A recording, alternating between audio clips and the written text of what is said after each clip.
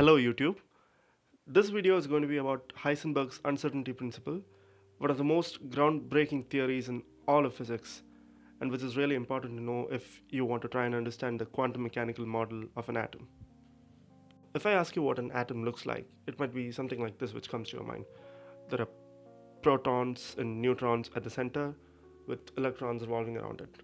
Or maybe you know this model with different energy levels for different electrons and how they jump across energy levels whenever they get energy or when they release energy.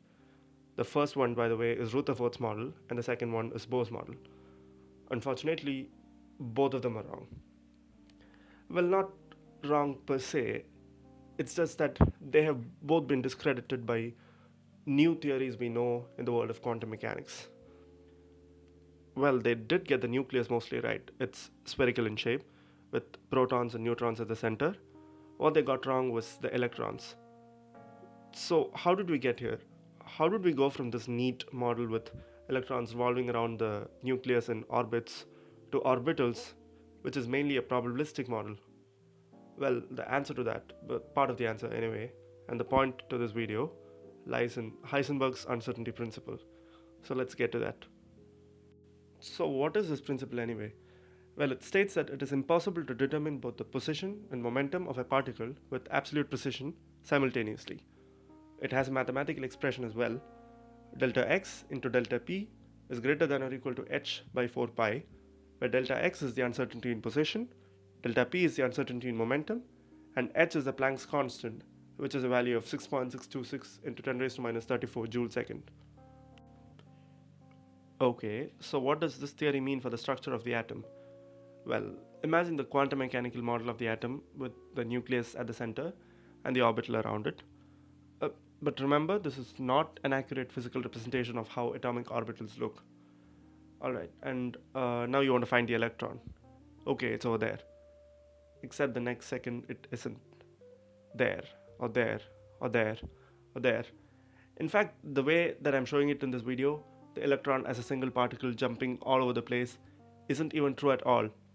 Because according to quantum mechanics, the electron exists as both a particle and a wave, and hence thinking about its position or velocity or the path in the way that we're used to is kind of meaningless. It's hard to put into words how different this is from the way that we're used to seeing things in the classical physical world. In classical physics, we need to know things like where particles are and how fast they're going to say statements like that car is going in a straight line, or that planet is rotating around its own axis, or a group of particles behaves in this way. Well, guess what? In quantum mechanics, none of this matters. None of this makes sense. So why is it this way? What is it about the position and velocity of a quantum particle that makes it so hard to measure? Well, I'd like to demonstrate this with a real world example. Okay, now I'm assuming most of you have been to a circus in India would have seen this. It's called a well of death or a sphere of death or whatever, really classy names.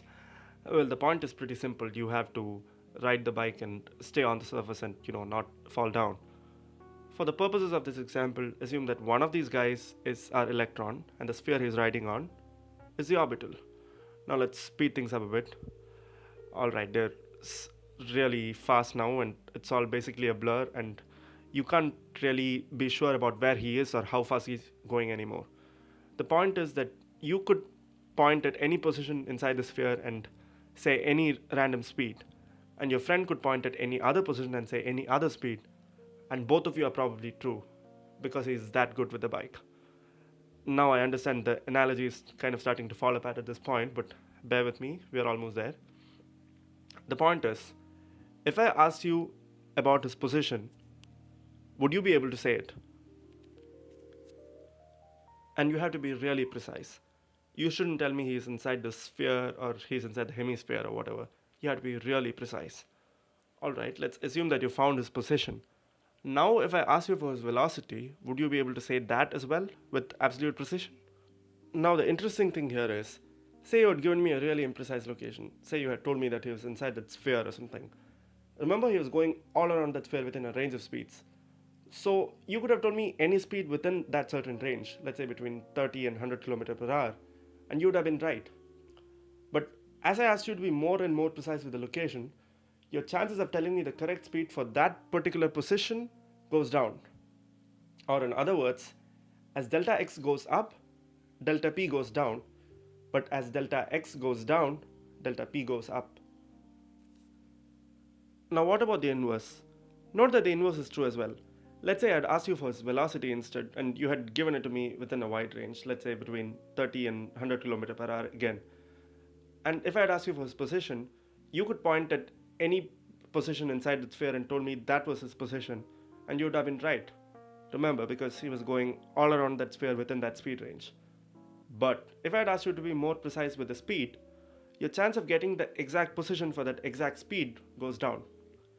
Or in other words, as delta p goes down, delta x, the uncertainty in position, goes up. So after that long-winded example, finally to recap, electrons, like everything else in the world, behaves as both a particle and a wave. This is known as the dual nature of matter or the wave-particle duality of matter. But because the electron's mass is so less, the wave character becomes significant and classical ways of looking at the electron like any other particle do not work.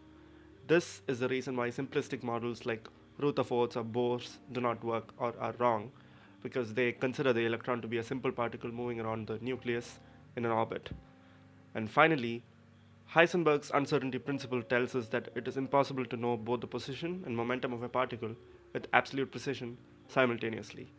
This leads us to the quantum mechanical model of the atom.